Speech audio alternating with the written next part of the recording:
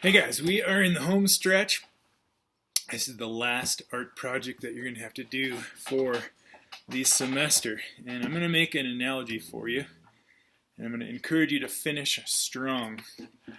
Now, I am someone who likes to do races. And if you don't like to do races, I like to do running races and biking races and swimming races and cross-country ski races, that sort of thing. If you don't like that stuff, that's okay. I think the analogy will still make sense. Here it is. You're in a race. You're getting to the home stretch. Maybe you ran a marathon, which is 26 miles, and you get to that 25-mile mark. You got 1 mile left to go. That's where we are in the school year.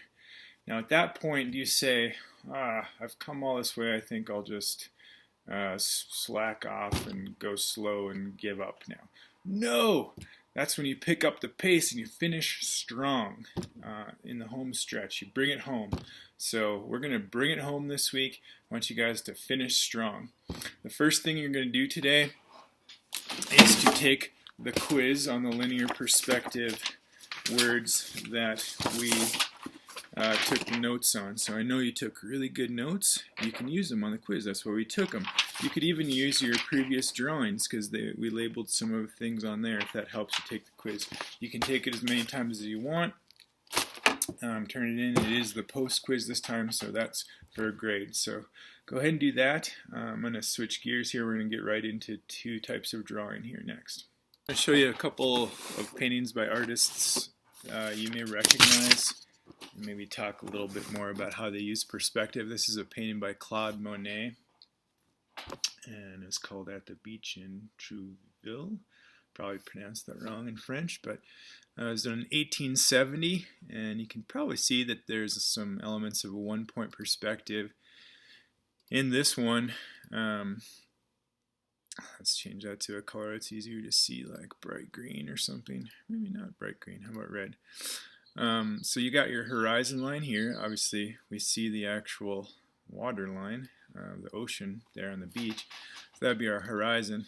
I think it's pretty easy to identify the vanishing point because the kind of boardwalk here on the beach is kind of pointing to this zone right there.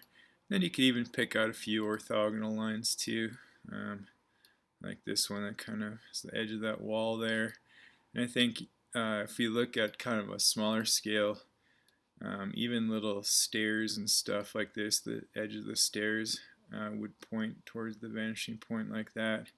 And the real obvious ones I kind of just pointed out before by talking about them are these boardwalk type lines like that. Even the edges of the little houses and stuff up here though, just because they're short doesn't mean that they wouldn't extend towards the vanishing point like that. So that's a one-point perspective by Claude Monet, but we're actually going to be switching to something called interior perspectives. We're going to try one in 1 point and 2 point. This is Van Gogh's bedroom, and this is kind of a cool painting. So this is his own room. It's an interior space, so that's what we're going to be doing today. If you get the chance, take a look at the Wikipedia page on Van Gogh's bedroom. It's pretty interesting stuff here, and one of the more fascinating things I found out is he didn't do this once, but actually 1, 2, 3 times over the course of a couple years, and he was kind of laid up in bed and sick, which is why he wasn't outside painting beautiful landscapes like he usually does, but he did it a few different times, and you can see he wrote these letters to his brother Theo, and in the letters to Theo he did sketches of this. So I think it's really kind of cool to see the before and the after, and also just to know that artists often don't just do things once, they do it again and again. Some of them even get obsessed with something and just kind of figuring out different ways to do it and how to perfect it, or make progress at least, if not perfect it. But pretty interesting. So let's go back to that other image I had in here of Van Gogh's bedroom. There's a couple other fun things I thought I'd share. Someone recreated his actual bedroom in space like this. And I've actually had the privilege of going to Amsterdam, which is where the first version of the painting is housed in the museum called the Van Gogh Museum. So this is a photograph I took of the actual painting hanging on the wall, and a bad iPhone 4 selfie of me standing in front of it. So this one is a good lead into what we're going to practice next here, guys. Whoops, spinning wheel of death. There we go. So this one you might say, is this a 1 point or a 2 point? There's some things that are kind of turned different ways, so it doesn't absolutely follow the rules entirely, but let's follow a couple of these orthogonals in the corners here. There's kind of, sorry I had a little bit of a glitch there, so I had to restart the video. You get a little hint of orthogonal right here between the chair and the table, so I'm going to kind of follow that guy. And then where these two orthogonals intersect is where our horizon should lie in theory. So these guys kind of intersect like that, so we can think, well, that's going to be our vanishing point. So if we have our horizon, that would lie somewhere out here. Even though you can't see it just outside the room, outside the window, it's still there, and that you still need to draw a horizon in an interior perspective. So we could throw a couple other orthogonals on here, like the side edge of the bed here. Should more or less point towards here. It's not maybe perfect, but it's close. And then you'll notice there's one kind of up in the corner of the room and the ceiling up here. It's also pointing more or less towards that vanishing point right there. So you will notice there are things in this room that for which the orthogonals do not point at the vanishing point.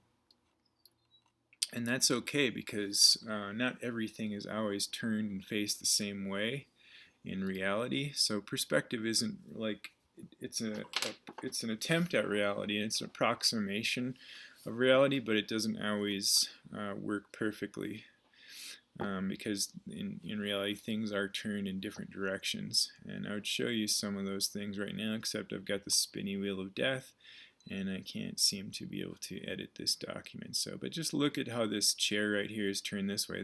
There's not an orthogonal that's going to meet the vanishing point there, or this table. So that's what I'm referring to. Alright then. Alright guys, we're going to dive right into doing the lesson, and hopefully you read the lesson and schooled you to. This first one is going to be a 1 point interior, meaning inside space. Previously we've only done exteriors. If you do this one, you can earn a 3 on the lesson. If you do the next one, you can earn a 3, but if you do both of them, you can earn a 4 plus. So incentivize you to learn a little bit more. So for the horizon this time, we're going to deliberately make it up a little higher, not in the middle, but a little bit higher, maybe like 2/3 of the way from the top, to keep that horizon parallel to the edges of your paper, like so.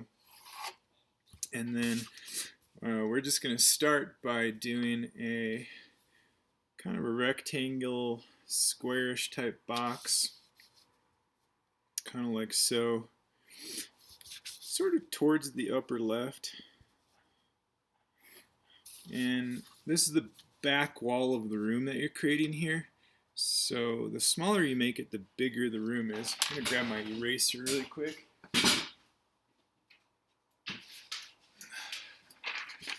And the bigger you make that rectangle, the closer it is, or the smaller the room is. And right in the middle of that rectangle, we're going to make a vanishing point, so somewhere like this.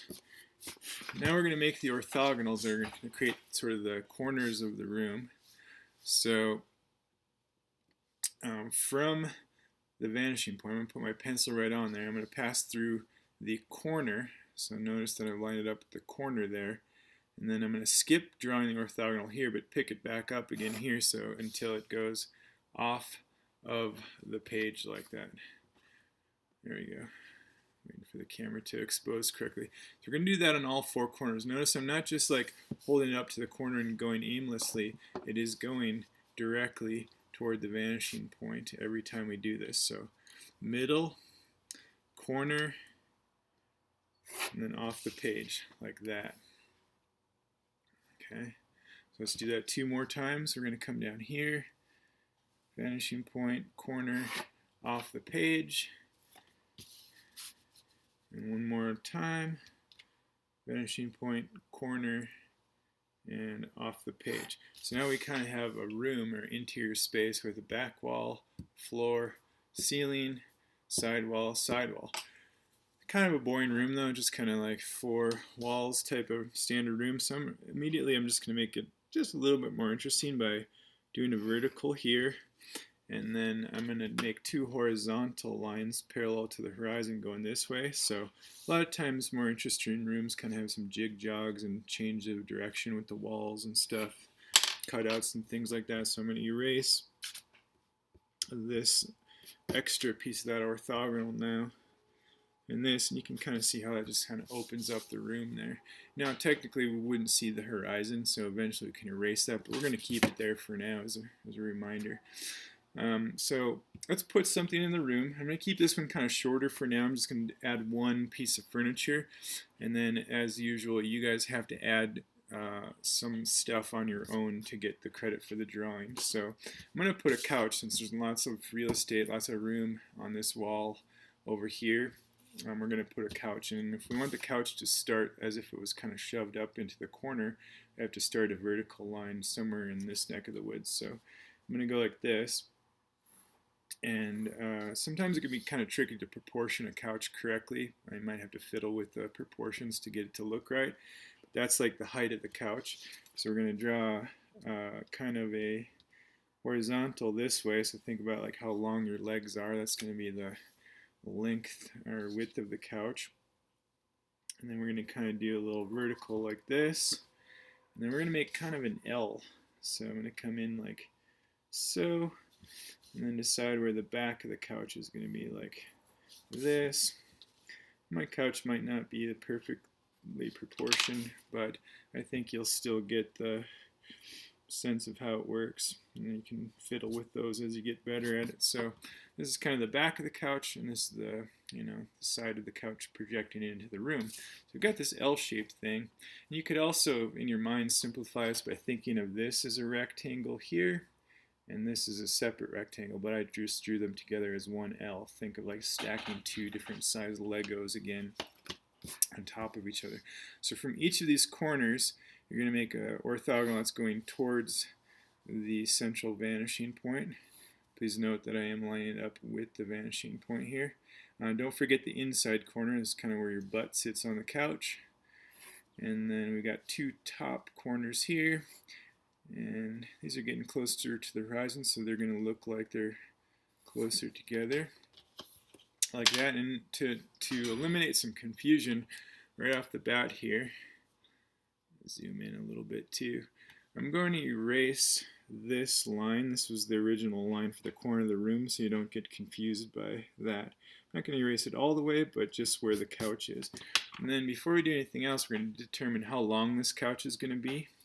So we're going to take our front vertical here, run the ruler parallel to that and say, I think my couch is going to be this long. If you make it short, it will look more like a chair. If you make it super long, it could be like some kind of deluxe couch or something. I'm going to make that long, about that long, and then I'm going to follow the pattern here. So next, there's a horizontal here, so we're going to go up here and do a horizontal too. But use your straight edge and keep it parallel to the horizon. And then if you look down here, what happens next? We got rise, run, rise. This is also, by the way, how you'd make a staircase, but it's only like 1 step because it's a couch, or 2, I guess. Count the top edge. So then finally, we'll cap this off with the horizontal. Sometimes kids mess up here and they make something not horizontal. That doesn't look right, does it? It has to be horizontal, and this will kind of look elongated, but that's correct. Okay, so we chop that off with the horizontal. It's parallel to the horizon. That's why I kept the horizon there, so we remind ourselves of that. Okay, this couch, admittedly, it doesn't look super comfortable to sit on right now. I'm going to bring that corner of the room line back into this eventually. But let's give it some arms so you can like rest your arms, and maybe we'll even make it a little softer.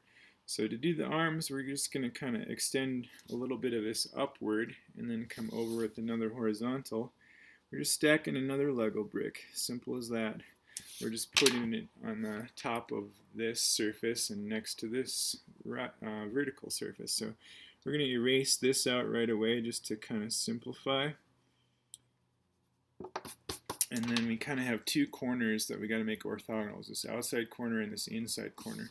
And don't make them very long, but just make sure that they are pointing towards the vanishing point. So I'm going to hold my pencil here, put the ruler up against it, and then make sure that it's pointing at the vanishing point. So I'm going to do that like that. And then I'm going to do a vertical. I'm just going to go ahead right now and erase the front out so you can see how this little front of the armrest is a continuation of this front plane of the couch like that. And then I'm going to make a horizontal that goes like this. But we're going to have to cut that horizontal off because that doesn't look quite right, does it? Right there, there's something fishy about that. So we're going to find the corner here and make a little orthogonal so we have that cut off at the right spot like so. So we kind of have this kind of cool concrete looking couch. Let's see if I can get that to expose correctly for you guys. There you go. So these guys, and just make sure that those guys are pointing at the vanishing point. We're going to do another armrest too, because it's strange to have a couch with only a single armrest. But we're going to figure out how high that one should be by imagining if we continued this over to here. So I'm just kind of going to do part of that orthogonal.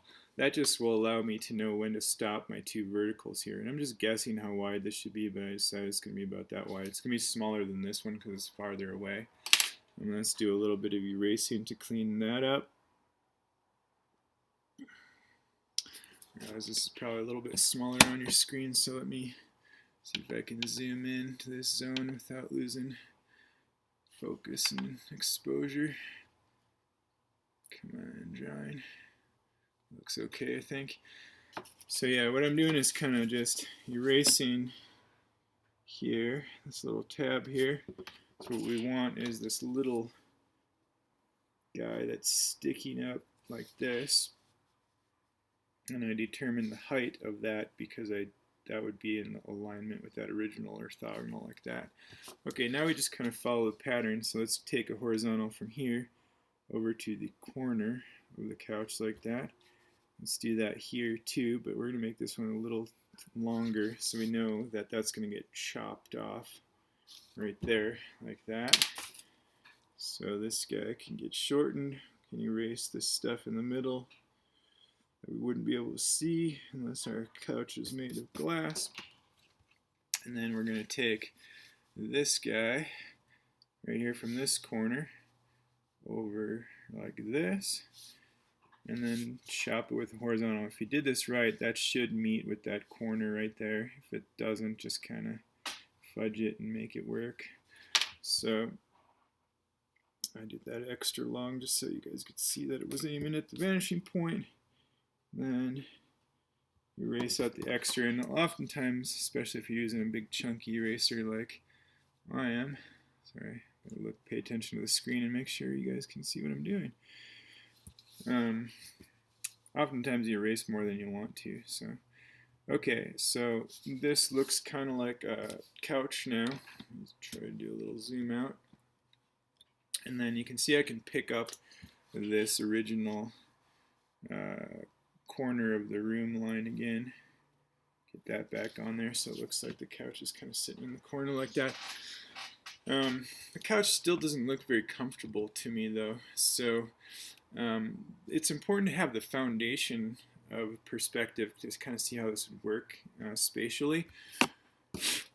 But then after that, you can kind of break those rules and curve things a little bit. So this, instead of being just like a hard edge corner, you could kind of round that off on both sides, but you're still using that kind of basic foundation to keep it looking 3D. So I erase that up, maybe break up that line a little bit like that, so it looks a little softer and more comfortable to sit on.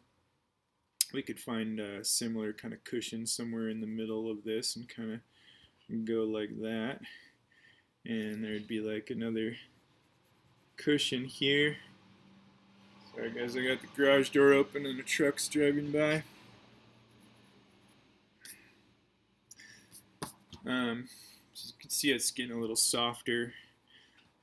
These should be round too, so kind of think of these as rounded on the front like that and like that.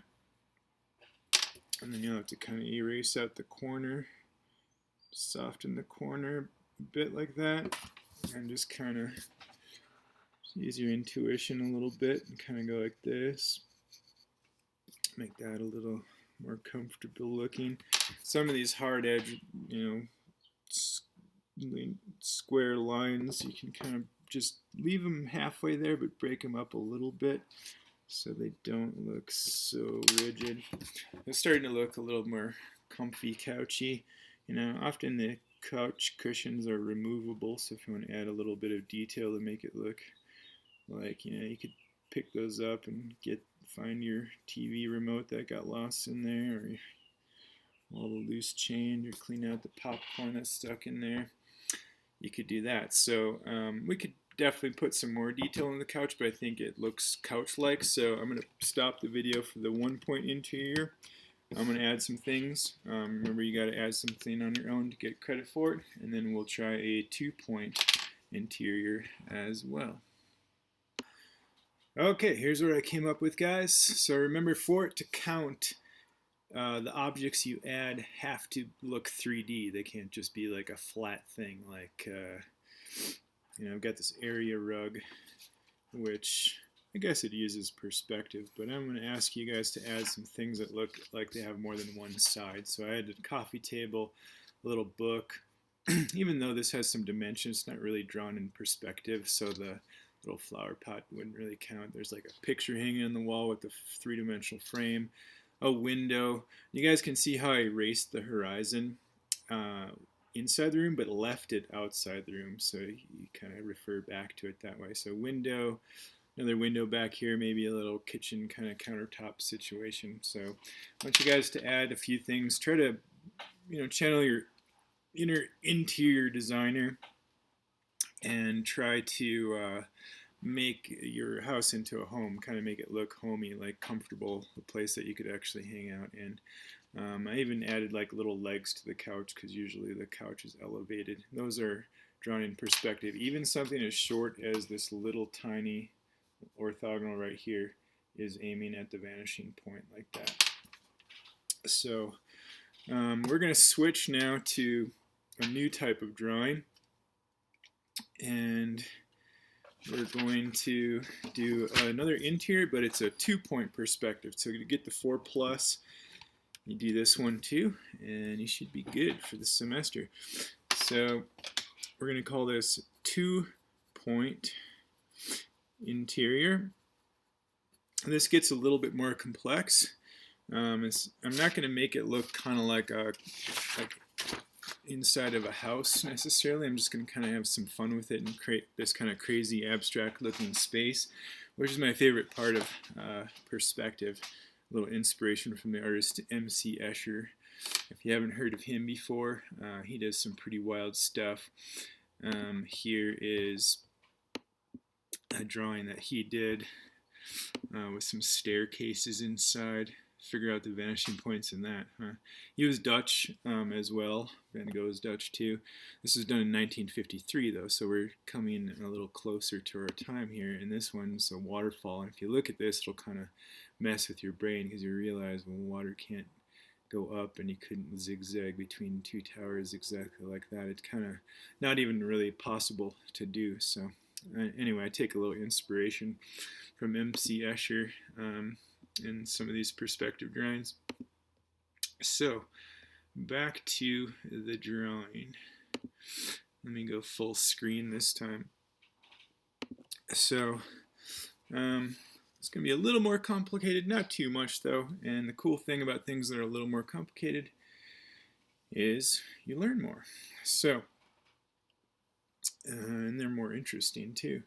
So we're going to use the horizon, same kind of location of the horizon as we did last time. Here's the top of my page, the bottom. Let's go like maybe 2/3, 3/4 of the way up the page like that, so kind of a high horizon. And this is going to be a 2-point, so let's go ahead and draw both of our vanishing points, number 1 and number 2 here. And then we're going to start this thing with a vertical line, and let's do it left of center over here. So I think right about here should work pretty well for that. And then what we're going to do is we're going to start by kind of making sort of an accordion shape to the back wall. And I'm going to go like this. I'm not going to go all the way to the vanishing point. I'm going to just kind of go about this far. And then let's do that on this side too, but this time let's do it farther, so we're kind of heading off almost all the way over there, but not quite. And then I think we're going to break this up with a vertical here. Sorry, get myself centered here on the page for you. Alright, I've got to extend this little orthogonal to meet that vertical now. Okay, so it looks kind of like I'm doing a 2-point exterior. Here's where it's going to become an interior, however, because I'm going to watch carefully here. This is a common place for kids to mess up because it looks like I'm making a horizontal line, but I am not making horizontal. There's no horizontal lines in a 2-point perspective. I'm going to put my pencil here.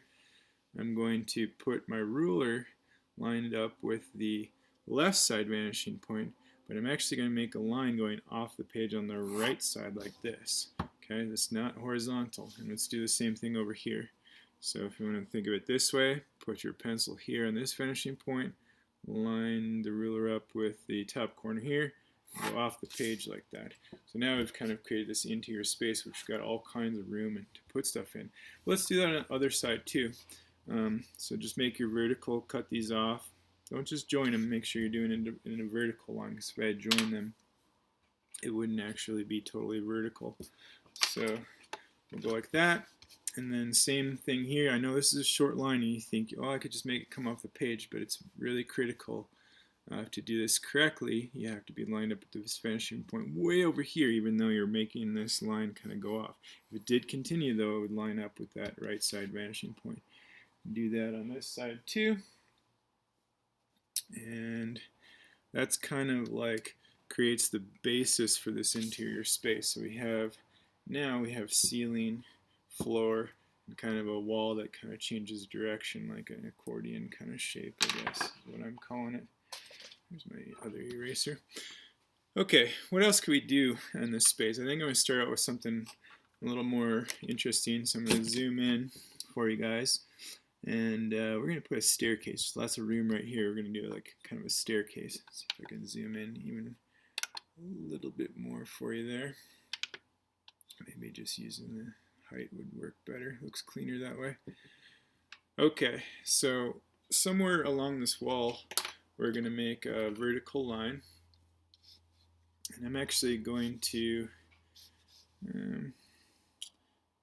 make it go above the horizon just a little bit so you can see what happens as the stairs approach the horizon. Then line your ruler up with this finishing point on the right side, come like this and extend out maybe about like that far. That's kind of the side of the staircase. That's how long it's going to be. And then we're going to start by making the first square, and we're going to do this a bunch of times. So we're going to do a vertical line, kind of similar to what we did with the couch in the last drawing. This time we're going to make a short orthogonal line. I want you to notice that I've got the ruler lined up here and here. I guess I have to zoom out a little bit so you can see the whole shebang here. So I've got the ruler lined up at the top left here vanishing point, and then also it's lined up at the top of this first rise part of the stair. And this is going to show us how long the stair is going to be. Not very long, but it's very important that it's aiming up at that vanishing point exactly. Okay, and we will just kind of rinse and repeat here. We'll go up and over to the vanishing point.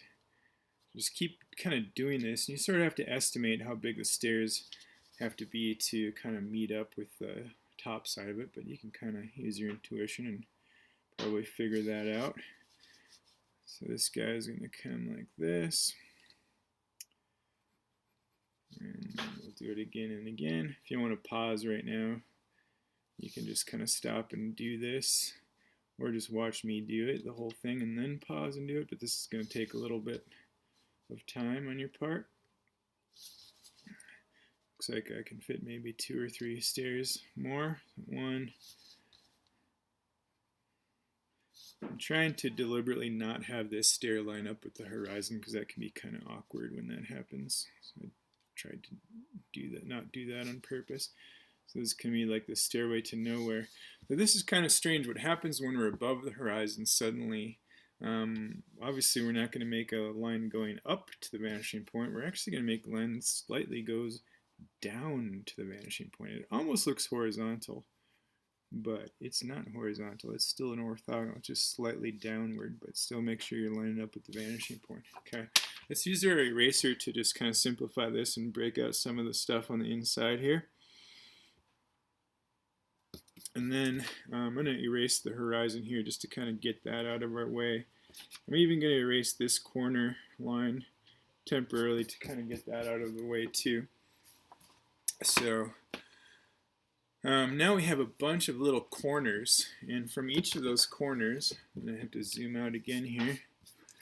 Each of those corners we're going to have to make an orthogonal that lines up with this right side vanishing point.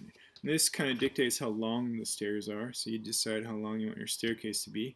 So from this corner, we'll kind of go off that way. Don't go all the way to the wall though, because we want to kind of stop it before that. So the next corner is like this. All right. Don't forget your inside corners. Real common mistake is kids jump to the outside corners here, here, and here, and they forget that there's inside corners too. So your stairs will not work if you forget the inside corners. So make sure you go like this, like this. Kind of think of yourself as just keeping the ruler pivoting on the vanishing point over here, and just keep moving it to each corner. Just go like this, like this, like this, and you'll notice the closer we get to the horizon, the flatter these orthogonal lines get. So when we approach the horizon, an orthogonal line will actually be horizontal because it does coincide with the horizon. And we see less and less of the top surface of these stairs, as you'll see in a moment when I move my ruler. So here I can't even really get to the inside corner. These are so close together you barely see that. And now here again we're above the horizon, above our eye line, our point of view, our perspective on the world, and now this is more of a downward orthogonal. Okay, so we got kind of this staircase developed here. Only thing we have left to do is kind of like finish the other side of it, and that's pretty easy because all you have to do is follow suit of what happened on the other side, just like we did when we made the couch. The couch is just like 2 stairs. This is just more stairs. So I'm just going to choose an area here just for convenience. Since this line is that long, I'm going to go right here and do a vertical. Okay, so that has to coincide with this. This is up, this is up. Now this one is an orthogonal. So this one will have to be orthogonal too. Again, don't fall into the trap of just coming here and making a line. That wouldn't be right, because that thing would be aiming way up into the sky. But my vanishing point is, of course, over here. So these guys still, just like these guys, have to line up with that vanishing point, every single one. So you're going to go like this. And again.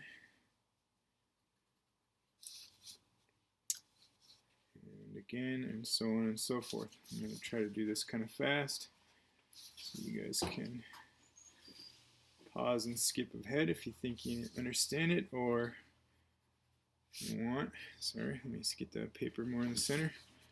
Just follow along with me step by step. But yeah, hopefully bell has gone off the light bulb, the proverbial light bulb in your head, and you realize we're just kind of repeating the same thing again and again. It looks complicated, but actually it's just the same move done repeatedly. So up here it's kind of hard to see, like, well, where, I don't have that corner anymore because the lines are so close together. So just estimate, just kind of jump back the similar width as you did the last time. Kind of go like that. So where's that staircase lead? I have no idea, guys. It's the staircase to nowhere, but it sure looks cool. So I'm going to erase all of these little kind of extra tabs to clean this whole thing up. And then I want my corner back. Give me my corner of the room back. I want it back. Which was right here. So let's just redraw that guy. Okay, so we kind of have this staircase in this interior space suddenly. And I can make the staircase even a little bit more interesting. Watch this. It looks like it would take off a lot of concrete or something to pour that staircase and waste of material. So I'm just going to break the rules here for a second, make a nice diagonal like this, and then kind of do a vertical line here. And then from this corner, I need to go back to the right side vanishing point, so it looks kind of like there's this tunneled underneath the staircase to nowhere like that. So if you're playing hide and go seek, that would be this place in the room to hide, I think. Probably the only place. Okay, so we kind of got this random staircase just kind of hanging out there. What else could we do with this room? I'm going to get a little crazy, guys. I'm actually going to just kind of drop out the floor in this space. So this is a floor right now. We're just going to kind of drop it out. So zoom out a tad here so you can see the whole world for a moment. And we're going to line the ruler up with this vanishing point, but we're actually going to come over here and just do an orthogonal like that. I'm just kind of working intuitively in terms of how long I make things here, but you'll notice I'm lined up with this vanishing point, and I can kind of go like this. Alright, maybe the this kind of continues like this. Let's back that up a little bit to about right here, because I want this to kind of go, like up to the staircase, like more like that. And then I'm going to come back like this, and then make another one that comes like this, and this one's going to come off the page. Every time I make one of these, I'm lining up with the vanishing point. Hopefully you're recognizing that I never draw a line without lining up with the vanishing point. This is going to kind of come off like this. So what is that? It doesn't look like much yet, but what if we just drop verticals from this? It's almost like this big giant sideways staircase if you think of it that way.